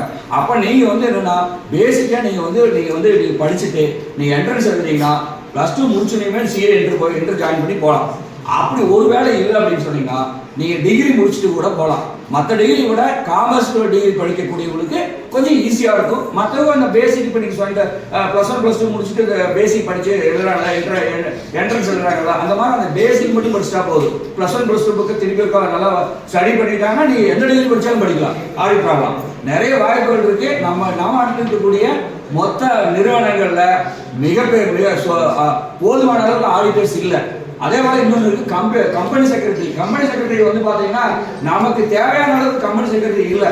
ஒரு 5 கோடி அந்த ஒரு குறிப்பிட்ட முதலீட்டுக்கு மேலே போகும்போது கண்டிப்பாக வந்து ஒவ்வொரு நிறுவனம் வந்து கண்டிப்பாக ஒரு கம்பெனி செக்ரட்டரி வேணுங்கிறான். கம்பெனி செக்ரட்டரி வந்து நீங்கள் வந்து BCS அதுக்கு ஏதோ ஒரு டிகிரி இருந்தால் போதும், எந்த டிகிரி இருந்தாலும் போதும் படிச்சிருக்கிறேன். அதெல்லாம் நினைக்கிறதே இல்லை. நாம் எல்லாரும் பிகாம் படிக்கிறேன், எல்லாரும் BA படிக்கிறேன், BA படிக்கிறேன், அப்படி நினைக்காதீங்க. என்னென்ன வாய்ப்புகள் நம்ம முன்னாடி இருக்கிற கண்ணுக்கு முன்னாடி பாருங்க. எல்லாரும் வாய்ப்பு இருக்கு, நல்லா பயன்படுத்திங்க. அதுக்கு நீங்க ஒண்ணு பண்ணணும், +2 முடிச்சுட்டு என்ன படிக்கலாம்னு டிசைட் பண்ணுறதுக்காக இப்பவே நீங்க டிசைட் பண்ணிட்டு அதுக்கு தகுந்த மாதிரி ஒழுங்கா ஸ்கூலுக்கு வாங்க. ஃபர்ஸ்ட் தேவையில்லாம லீவ் போடாதீங்க. இப்ப யாரோ காலையில் கூட சொல்லிட்டு இருந்தாங்க, பாத யாத்திரை நான் போக வேண்டாம்னு சொல்ல. இது வந்து பயிற்சி, இது வந்து இப்போ பரிசு நடக்கக்கூடிய நேரத்தில் பாத யாத்திரை போறேன்னு போயிட்டு அடுத்த நாள் வர்றேன். ஆனால் அடுத்த நாள் வர்றது இல்லை. நீ என்ன பண்ணுறீங்கன்னா பாத யாத்திரை போனால் கால் வலிக்குன்னு சொல்லி 1 வாரம் லீவ் போடுறேன். அதனால அன்னைக்கு பாத யாத்திரை போறது நல்ல விஷயம், தப்பா சொல்ல. ஓ ஒரு 5 கிலோமீட்டர் நட போயிட்டு வா, போயிட்டு அடுத்த நாள் பசங்க போயிருப்பாங்க, அடுத்த வருஷம் கூட போகலாமே, அதெல்லாம் பண்றது கிடையாது. கல்வி முக்கியம். பாத யாத்திரை தப்பா சொல்ல, பாத யாத்திரை வேணும். நமக்கு எவ்வளவு முடியுமோ அவ்வளவு போகணும். நம்ம 5 கிலோமீட்டர் நடக்க முடியுமா, அந்த 5 கிலோமீட்டர் நடந்து போயிட்டு நீங்க தரிசனம் பண்ணிட்டு நல்லபடியா வாங்க, நல்லா வேண்டிட்டு வாங்க, நீங்க கேட்டதெல்லாம் கிடைக்கும். அதெல்லாம் தப்பா நான் சொல்லவே மாட்டேன்.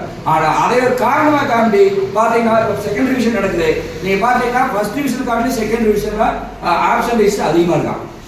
கேட்டா தைப்பூசம் பாத யாத்திரை போனோம், இதெல்லாம் காரணமே கிடையாது. இப்ப எங்க காலத்துல தைப்பூசம் பாத யாத்திரை போனது இல்லையா?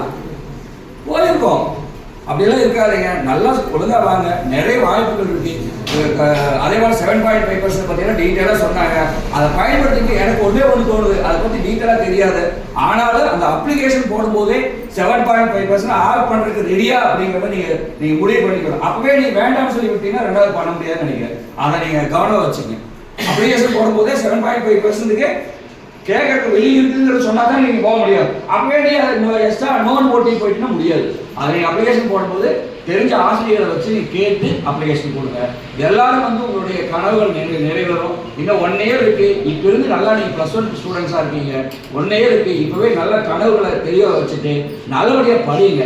யார் வந்து கல்வி மட்டும் இருக்குன்னா உங்களை வந்து உங்களுக்கு எந்த விதமான இடையூறு இருக்காது, உங்க லைஃப்ல நல்லா இருக்கலாம். கல்வி இல்லை அப்படின்னா நீங்க எவ்வளவு கஷ்டப்பட்டாலும் ஒரு குறிப்பிட்ட அளவுக்கு மேல மேலே கஷ்டம். அதனால கல்வி ரொம்ப முக்கியம். கரெக்டா வாங்க. எல்லாரும் இந்த மாதிரி வாய்ப்புகளை பயன்படுத்திங்க. எல்லோருக்கும் நல்ல முறையில் எதிர்காலம் மாதிரி சிறப்பான என்னுடைய இனிய வாழ்த்துக்களை தெரிவிச்சுக்கிறேன். கலை பிரிவில் இருக்கக்கூடிய வாய்ப்புகளோடு மாணவர்கள் வந்து பள்ளிக்கு வந்து படிக்கணும் அப்படிங்கிற தன்னுடைய ஆதங்கத்தையும் சேர்த்து அதாவது சார் சொல்றது நீங்க பாத யாத்திரை போக வேண்டாம்னு சொல்லுங்க. அதாவது இன்னும் இன்னும் ஒரு மாசம் கூட இல்ல, வந்தீங்கன்னா நல்லா படிச்சு நல்லா நீங்க வாழ்க்கையில ஒரு சிறந்த இடத்துல இருக்கணுங்கிற ஆதங்கத்தை வெளிப்படுத்தின நம்முடைய ஆசிரியர் அவர்களுக்கு நன்றி.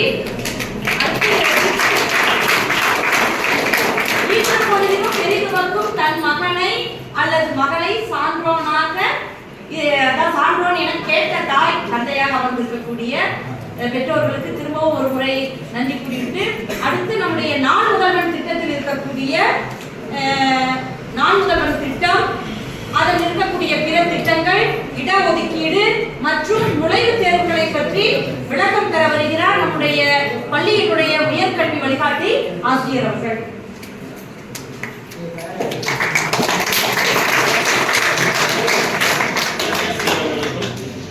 ஆசிரியர் பெருமக்களுக்கும் பெற்றோர்களுக்கும் வட்டார வள பயிற்றுனர் ஐயா அவர்களுக்கும் முன்னாள் மாணவர் திரு டாக்டர் மகேஷ் அவர்களுக்கும் எனது வணக்கத்தை தெரிவித்துக் கொண்டு எனது சிற்றுரையை தொடங்குகிறேன். இப்பொழுது நான் முதல்வன் என்னும் திட்டத்தை மையப்படுத்தி தான் அனைத்து விழாக்களுமே நடக்குது. உயர்கல்வி வழிகாட்டி குழு அப்படிங்கிறதே வந்து என்னன்னா நான் முதல்வன் திட்டத்தை மையப்படுத்தி. இந்த திட்டத்தினுடைய ஒரு நோக்கம் என்னவென்றால் இடைநீற்றம் என்பதே இருக்கக்கூடாது. மாணவர்கள் அவர்களுடைய அடிப்படை கல்வியாக அந்த SSA அப்படிங்கிறதுலேருந்து ஆரம்பிக்கும். 8 வயதிலிருந்து 14 வயது வரை அவர்களுடைய அடிப்படை கல்வி என்பது மறுக்கப்படக்கூடாது அப்படிங்கிறதா வந்து சர்வ சிக்ஷா அபியான் அப்படிங்கிற ஒரு திட்டம். அதனுடைய அடுத்த டெவலப்மெண்ட் தான் வந்து என்ன அப்படின்னு பார்த்தோம்னா ஹையர் ஸ்டடீஸ்ல சேர வைக்கிறது. அதை பேஸ் பண்ணி தான் வந்து என்னன்னா நான் முதல்வன் திட்டம் அப்படிங்கிறது வந்து தொடங்கப்பட்டது. நான் இப்போ சொல்ற எல்லாத்தையுமே நல்லா கவனிச்சுக்கங்க. இது முடிஞ்ச உடனே வினாடி வினா நிகழ்ச்சி குவிஸ் ப்ரோக்ராம் நடக்கும். அது வந்து நம்ம சங்கீதா மிஸ் நடத்துவாங்க. அதில் கேட்கக்கூடிய 23 கேள்விகளுமே இப்போ வந்து நான் சொல்றதுல இருந்து தான் கேட்பாங்க. அதனால கொஞ்சம் நல்லா கவனிச்சுக்கங்க. அதுல இருந்து தான் கேள்வி கேட்பாங்க. நீங்க எந்த அளவுக்கு வந்து நீங்க கவனிச்சிருக்கீங்கிறது வந்து அந்த கேள்வி கேட்கும்போது தெரிஞ்சிடும். அதனால அதை கவனிச்சுக்கங்க. ஃபர்ஸ்ட் நான் முதல்வன் திட்டத்தினுடைய நோக்கம் உயர்கல்வியை உறுதி செய்தல். உயர்கல்வியை உறுதி செய்தல். அனைவருமே வந்து என்னன்னா அவங்க கல்லூரி படிப்பு முடியும் வரை அவர்களுடைய கல்வி வந்து எந்த இடத்துலையும் பாதிக்கப்படக்கூடாது. அப்ப அது பாதிக்காம இருக்கணும். பாதிப்பிற்கான காரணிகள் என்னென்ன அப்படின்னு பார்த்தோம்னா ஃபர்ஸ்ட் பொருளாதார காரணி ஒன்று. பொருளாதார காரணி, பொருளாதார சூழல் வந்து கொஞ்சம் மோசமான நிலைமையில் இருக்கு அப்படின்னு சொன்னா அதனால வந்து ஒரு தடை செய்யக்கூடிய ஒரு காரணியாக இருக்கும். படிப்பிற்கு தடை தடையாக இருக்கக்கூடிய முதன்மை காரணி பொருளாதாரம். அந்த பொருளாதாரத்தை எப்படி நம்ம வந்து சரி செய்யறது அப்படின்னு பார்த்தோம்னா வங்கி கடன்கள் மூலமாக. அதாவது ஒரு நம்ம குழந்தைகள் வந்து என்னன்னா ஒரு இன்ஜினியரிங் படிக்கணும்னு நினைக்கிறாங்க. அப்போ அவங்களுக்கு வந்து என்னன்னா ஒரு ஆண்டிற்கு ஒரு 50,000 60,000 வந்து கட்ட வேண்டியது இருக்கு, லட்சக்கணக்கில் கூட கட்ட வேண்டியது இருக்கு. ஆனா நம்மிடம் இருக்குது, ஆசை இருக்கு, ஆனா வந்து பொருளாதாரம் நமக்கு ஒத்துழைக்கல அப்படின்னு சொன்னா ஃபர்ஸ்ட் அவர்களுக்கு வந்து என்ன உதவி செய்வதற்காக காத்திருப்பது வந்து வித்யாலட்சுமி திட்டம். வித்யாலட்சுமி அப்படிங்கிற ஒரு இணையதளத்துல போய் நாம இந்த கல்விக்கு எனக்கு வந்து லோன் வேணும் அப்படின்னு அப்ளை பண்ணணும்னா வீட்டில இருந்தே நம்ம இணையதளத்தில் அப்ளை பண்ணா வித்யாலட்சுமி அப்படிங்கக்கூடிய ஒரு வெப்சைட்ல அப்ளை பண்ணோம் அப்படின்னா நமது ஊருக்கு நமது வீட்டிற்கு அருகில் இருக்கக்கூடிய பேங்க்ல இருந்து ஃபர்ஸ்ட் நம்மளை கால் பண்ணுவாங்க. ஃபர்ஸ்ட் நம்மளை கால் பண்ணி நீங்க வந்து லோனுக்கு வந்து நீங்க வித்யாலட்சுமியில் அப்ளை பண்ணிருக்கீங்களா, உங்க குழந்தை என்ன படிக்கணும், எவ்வளவு வேணும் அப்படிங்கறத வந்து ஃபர்ஸ்ட் கேட்பாங்க. அப்ப என்னன்னா நாம் வங்கியை அணுக வேண்டியதில்லை, வங்கி நம்மை அணுகும். அந்த வித்யாலட்சுமியில் நீங்க அப்ளை பண்ணா அது ஃபர்ஸ்ட். அதுக்கப்புறம் ஏதாவது சொத்து ஆவணங்கள், இப்போ ஒரு லோன் அப்படின்னா நம்மளுக்கு வந்து என்னன்னா வருமான ஆதாரம் ஏதாவது நம்ம கொடுக்கணும் அந்த மாதிரிலாம் இருக்கும். ஆனா கல்வி கடனுக்கு எதுவுமே தேவையில்லை. எவ்வளவு உச்ச வரம்பு அப்படின்னு பார்த்தோம்னா 7.5 லட்சம் ரூபாய் வரைக்கும் நம்முடைய சொத்து ஆவணங்கள் எதையும் சமர்ப்பிக்க வேண்டியதில்லை. 7.5 லட்சம் ரூபாய் கடன் வாங்குற வரைக்கும் 7.5 லட்சம் ரூபாய் உச்ச வரம்பு தொகை, அது வரைக்கும் எந்த விதமான ஒரு சொத்துக்களையோ எதையுமே அடமான பொருளாக எதுவும் கேட்காமல் நமது மாணவர்களை மட்டுமே நம்பி நமக்கு வந்து என்ன பண்றாங்க, லோன் கொடுக்குறாங்க. அப்ப சொத்து ஆவணம் எப்ப சமர்ப்பிக்கணும், 7.5 லட்சம் ரூபாய்க்கு மேல பணம் வேணும்னா தான் சொத்து ஆவணங்களை சமர்ப்பிக்கணும். இது ஒண்ணு. அதுக்கப்புறம் அந்த உயர்கல்வி சேர்க்கை எந்த முறையில் நடக்குது அப்படின்னு பார்த்தோம்னா 69% இடஒதுக்கீடு எப்படி வேலை வாய்ப்புக்கு பயன்படுத்தப்படுகிறதோ அதே முறையில தான் இதுவும் வந்து நடக்குது. 69% இடஒதுக்கீடு என்பது அந்த 1991 இது வந்து தொடங்கப்பட்டு இது வந்து நடந்துட்டு இருக்கு. இந்த இடஒதுக்கீடு அப்படிங்கிறது, இந்த இடஒதுக்கீடை வந்து என்னன்னா இப்ப நம்ம அந்த வேலை வாய்ப்பிலும் சரி கல்லூரி படிப்பிலும் சரி 62% இடஒதுக்கீடு அப்படிங்கிறத பின்பற்றி இருக்கிறாங்க. அதுக்கப்புறம் அரசு பணி இப்ப நம்ம முடிச்சதுக்கு அப்புறம் வந்து அரசு பணி அப்படின்னு ஒண்ணு போகுது அப்படின்னா அதுல வந்து நம்மளுக்கான இடஒதுக்கீடுங்கிறதே எதுக்கு, அனைவருக்கும் சம வாய்ப்பு வழங்க வேண்டும் அப்படிங்கிறதுக்காக தான் இடஒதுக்கீடு. இதுல மகளிர் இடஒதுக்கீடு அப்படின்னு சொல்லி ஒண்ணு வந்து நம்ம வந்திருக்கு. அது வந்து என்னது, 30% மகளிர் இடஒதுக்கீடு. இந்த 30% இந்த அரசு பணியில் 30% இடஒதுக்கீடு இப்போது கடைபிடிக்கப்பட்டு வருகிறது. இப்போ அந்த உயர்கல்வி வழிகாட்டி ஆசிரியர்கள் அப்படின்னு சொல்லி ஒருத்தவங்களை வந்து எதுக்காக வச்சிருக்காங்க அப்படின்னா அவர்களுக்கான என்னென்ன வாய்ப்புகள் இருக்கு, என்னென்ன கல்விகள் கற்றால் என்னென்ன வேலைக்கு போகலாம் அப்படிங்கிற ஒரு தெளிவான ஒரு மனநிலையுடன் அவர்கள் கல்லூரிக்கு போகணும் அப்படிங்கிறது. இப்போ எங்களுக்கெல்லாம் வந்து அந்த இது இல்லை, அந்த கைடன்ஸ் இல்லை. எங்களுக்கு நாங்களா தேடி போகணும் வழிகாட்டுதல். ஆனா உங்களுக்கு வந்து என்னது, உங்களுக்கு வழிகாட்டுதல் என்பது உங்களுக்கு பள்ளி வாசல் பள்ளியிலேயே கிடைக்குது, பள்ளிக்கூடத்திலேயே கிடைக்குது. இந்த பள்ளி அளவில் இருக்கக்கூடிய உயர்கல்வி வழிகாட்டி ஆசிரியர், ஒரு பள்ளியில் 250 மாணவர்கள் இருந்தால் ஒரு உயர்கல்வி வழிகாட்டி ஆசிரியர் இருப்பாங்க. 251 மாணவ மாணவிகள் இருந்தால் கூட 2 வழிகாட்டி ஆசிரியர்கள் வந்து இருப்பாங்க. இந்த உயர்கல்வி வழிகாட்டி குழு அப்படிங்கிறது யாரார உள்ளடக்கப்பட்டது அப்படின்னு பார்த்தோம்னா தலைமை ஆசிரியர், உயர்கல்வி வழிகாட்டி ஆசிரியர், அனைத்து ஆசிரியர்கள், அதுக்கப்புறம் NSS தன்னார்வலர்கள், அதுக்கப்புறம் முன்னாள் மாணவர்கள், அப்புறம் பள்ளி மேலாண்மை குழு ஒருங்கிணைப்பாளர் மற்றும் பொறுப்பாளர்கள், இவர்கள் எல்லாத்தையுமே உள்ளடக்கி தான் உயர்கல்வி வழிகாட்டி குழு என்பது இருக்குது, இயங்கிட்டு இருக்கு. இந்த உயர்கல்வி வழிகாட்டி குழுவை ஒருங்கிணைப்பாளர் யார் அப்படின்னு பார்த்தோம்னா தலைமை ஆசிரியர். இப்போ இது எல்லாமே வந்து என்னன்னா அந்த உயர்கல்வியை உறுதி செய்வதற்காக இருக்கக்கூடிய திட்டமிடல்கள், நிர்வாக கட்டமைப்பு, அப்புறம் வந்து வங்கி கடனுக்கான இணையதளம், இது எல்லாமே வந்து நம்மளுக்கு இருக்கு. இப்போ போட்டித் தேர்வுகள் அப்படிங்கிறதுல நாம வந்து போட்டித் தேர்வு வேற, நுழைவுத் தேர்வு வேற. இப்போ நம்ம படிக்கிறதுக்காக ஒரு அட்மிஷனுக்காக நம்ம வந்து எழுதக்கூடியது தான் வந்து என்னது, நுழைவுத் தேர்வு. அந்த நுழைவுத் தேர்வுக்கு விண்ணப்பிப்பது முதற்கொண்டு அரசாங்கம் தன்னுடைய சொந்த செலவிலேயே பண்ணியிருக்கு. நீட் தேர்வுக்கு விண்ணப்பிக்க விருப்பமுள்ள மாணவ மாணவிகள் யார் அப்படிங்கிறத கேட்டு அவர்களுக்கான விண்ணப்பம் முதற்கொண்டு அரசாங்கம் தன்னுடைய செலவிலேயே பண்ணியிருக்கு. டாக்டராக ஆசை இருக்கு. சென்ற முறை வந்து நீட்டுக்கு வந்து 3 பேர் போய் எழுதிட்டு வந்தாங்க. நம்ம ஸ்கூல்ல இருந்து 3 பேர் போய் எழுதிட்டு வந்தாங்க. இப்போ ஜேஇஇக்கு 4 பேர் போய் எழுதிட்டு வந்திருக்காங்க. இப்படி எல்லாமே வந்து என்னது அந்த நுழைவுத் தேர்வுக்கு கூட அரசாங்கம் வந்து என்ன பண்ணுது, விண்ணப்பிப்பதற்கு மாணவர்கள் சிரமப்பட வேண்டாம் அப்படின்னு சொல்லி அவர்களுக்கான வழிகாட்டுதலை பள்ளி படிப்பில் இருந்தே ஆரம்பிச்சிருச்சு. ஆனால் நாங்கள் வந்து டிஎன்பிஎஸ்சி எழுதணும் அப்படின்னா எங்கே போகணும், போய் போஸ்ட் ஆஃபீஸில் போய் லைனில் போய் நின்று போது இது ஃபார்ம்லாம் வாங்கிட்டு வந்து எழுதிட்டு இருந்தோம். ஆனால் இப்போது உங்களுக்கு என்னது அப்படி எதுவுமே இல்லை. இணையதளத்தின் மூலமாக நாம் அப்படி விண்ணப்பிச்சு நம்ம என்ன பண்ணிடுறோம், எழுதிடுறோம். இப்போ வாய்ப்புகள், உயர்கல்வி வாய்ப்புகள் என்னென்ன அப்படின்னு பார்த்தோம்னா, அறிவியல் பிரிவு மாணவர்கள் அதிகமாக செல்லக்கூடிய வாய்ப்புகள் என்னென்ன? மருத்துவத்துறை, பொறியியல் துறை. என்ன? மருத்துவத்துறை, பொறியியல் துறை. மருத்துவ படிப்புக்கான நுழைவுத் தேர்வு என்னென்ன? நீட். நீட் அப்படிங்கக்கூடிய ஒரு தேர்வு. அந்த தேர்வில் வந்து எத்தனை கேள்வி கேட்கப்படுது? 150 கேள்வி கேட்கப்படும். 150 கேள்வி கேட்கப்படும். 720 மதிப்பெண் கொண்ட ஒரு தேர்வு தான் வந்து என்னது, நீட் தேர்வு. நீட் தேர்வு. நீட் தேர்வில் நாம் ரிசல்ட் வந்த உடனே அந்த கட் ஆஃப் மதிப்பெண் எதை மையப்படுத்தி இருக்கோம்? அரசு பள்ளியில் 6வது 12வது வரை படித்திருக்கக்கூடிய மாணவ மாணவிகளுக்கு 7.5% இடஒதுக்கீடு அடிப்படையில் கட் ஆஃப் நிர்ணயிக்கப்படும். 7.5% இடஒதுக்கீடு.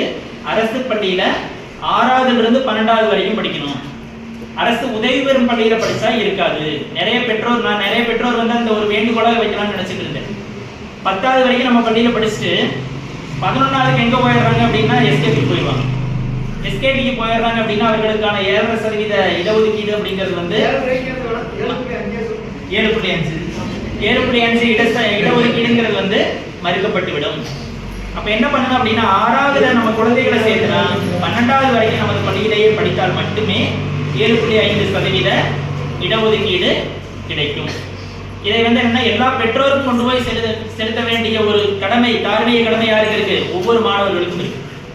ஏன்னா நமக்கு தம்பி தங்கைகள் இருப்பாங்க. அவங்க 10வது வரைக்கும் படிச்சுட்டு 11வது வந்து எங்க கொண்டு போய் சேர்த்திடுவாங்க. எஸ்கேபி போறேன் அப்படின்னு பையன் ஆசைப்பட்டாங்கன்னா அங்கே போய் சேர்த்திட்டாங்க அப்படின்னா 7.5% ஒதுக்கீடு மறுக்கப்படும். அதனால அதை கொஞ்சம் என்ன பண்ணுங்க, எல்லாருமே கொஞ்சம் நினைவில் வைத்துக் கொள்ளுங்கள். 6வது 8வது வரைக்கும் ரைட் டு எஜுகேஷன் ஆக்ட், அதாவது கல்வி உரிமை சட்டப்படி படிச்சிருப்பாங்க தனியார் பள்ளியில. 8வது வரைக்கும் படிச்சுட்டு 9வதுல கவர்மெண்ட் ஸ்கூலுக்கு வந்தாலும் அவர்களுக்கும் நீட்ல வந்து என்ன பண்ணப்படுது, 7.5% ஒதுக்கீடு கொடுக்கப்படுகிறது. ஆர்டிஆர் கல்வி உரிமை சட்டப்படி படிச்சிருக்கவங்களுக்கு வந்து அது கொடுக்கப்படுகிறது.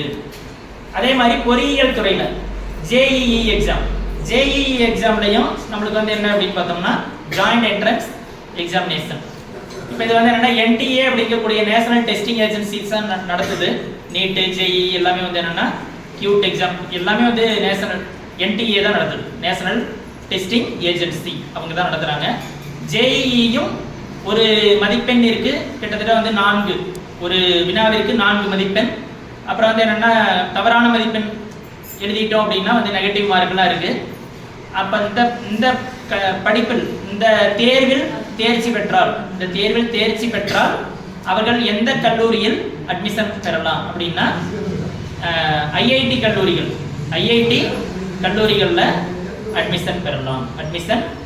ஐஐடி கல்லூரிகள் என்பது உயர்தர கல்வியை கொடுக்கக்கூடிய சென்ட்ரல் யூனிவர்சிட்டி தான்.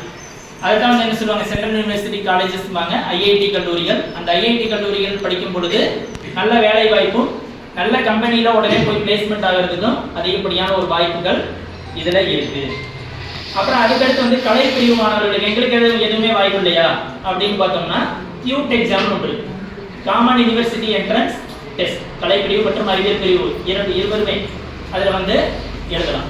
அப்போ அந்த காமன் யூனிவர்சிட்டி என்ட்ரன்ஸ் டெஸ்ட் அப்படிங்கிறது வந்து ஒருங்கிணைந்த கல்வி, ஒருங்கிணைந்த பட்டப்படிப்பு சொன்னாங்கல்ல, அந்த ஒருங்கிணைந்த பட்டப்படிப்பு படிக்கிறதுக்கு யூஜி அண்ட் பிஜி ரெண்டுமே இன்டகிரேட்டட் கோர்ஸ் அது இருக்கு. அது எல்லாமே வந்து என்னன்னா டீம்டு யூனிவர்சிட்டியிலையும் சென்ட்ரல் யூனிவர்சிட்டியிலையும் இருக்கக்கூடிய கல்லூரிகளுக்கு அட்மிஷனுக்காக தேர்வு நடத்தப்படுகிறது தான் என்னது கியூட் எக்ஸாமினேஷன் அப்படின்னு ஒன்று. அப்புறம் சட்டப்படிப்பு அப்படிங்கிறது வந்து common law admission test, CLAT examination அப்படின்னு. அது வந்து என்னன்னா தேசிய சட்ட பல்கலைக்கழகத்திற்கு அட்மிஷன் வாங்குறதுக்காக அட்மிஷன் போடுறதுக்காக வைக்கக்கூடிய டெஸ்ட் தான் வந்து பிளாட் எக்ஸாமினேஷன் அப்படின்னு சொல்றாங்க. இந்த இது எல்லாமே வந்து என்னன்னா நுழைவுத் தேர்வுகள். இது எல்லாமே நுழைவுத் தேர்வுகள். இந்த பிளாட் எக்ஸாமுக்கு 7.5 இடஒதுக்கீடு இல்லை. சார் சொன்னா இந்த சட்டப்படிப்புக்கு வந்து இடஒதுக்கீடு அப்படிங்கிறது 7.5 இடஒதுக்கீடு இருக்குது. அதுக்கப்புறம் இன்ஜினியரிங்ல வந்து நம்மளுக்கு எந்த விதமான என்ட்ரன்ஸுமே இல்லை.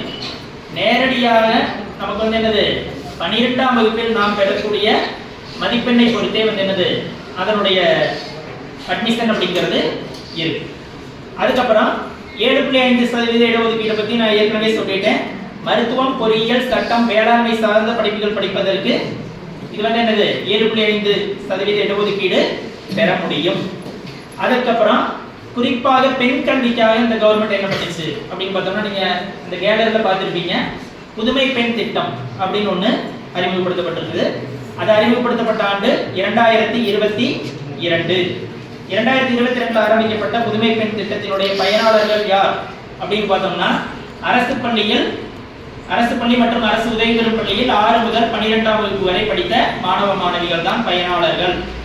இவர்கள் வந்து கல்லூரியில் சேரும் பொழுது மாதம் 1000 ரூபாய் இவர்களுக்கு வழங்கப்படும். அது எங்க அரசு கல்லூரியில் சேரும் பொழுது அவர்களுக்கு மாதம் 1000 ரூபாய் வழங்கப்படும். புதுமை பெண் திட்டத்தினுடைய நோக்கம் என்ன அப்படின்னு பார்த்தோம்னா பெண்கள் கல்வியை ஊக்குவிப்பது, அவர்கள் உயர்கல்வி பெற உதவுவது. இதுல ஒரு விஷயம் என்ன அப்படின்னு பார்த்தோம்னா இங்க பெண்கள் கல்வியை இதுக்கு மேல ஊக்குவிக்கணுமான்னு எனக்கு தெரியல. இங்க கிட்டத்தட்ட 70 பேர் இருக்காங்க, இங்க 35 பேர்ல பாவப்போட உட்கார்ந்து இருக்காங்க. அப்புறம் இன்னொன்னு என்னன்னு பார்த்தோம்னா அந்த உயர்கல்வி வேலை வாய்ப்புகள் அப்படின்னு பார்த்தோம்னா பெண்களுக்கான இடஒதுக்கீடு 30 முதல் 33% இடஒதுக்கீடு வழங்கப்படுது. ஆனா இப்பொழுது ஆங்கில ஆசிரியர்களுக்கான லிஸ்ட் வந்தது, செலக்டட் லிஸ்ட்ல 194 பேர் செலக்ட் பண்ணப்பட்டிருக்கிறாங்க. 194 பேர்ல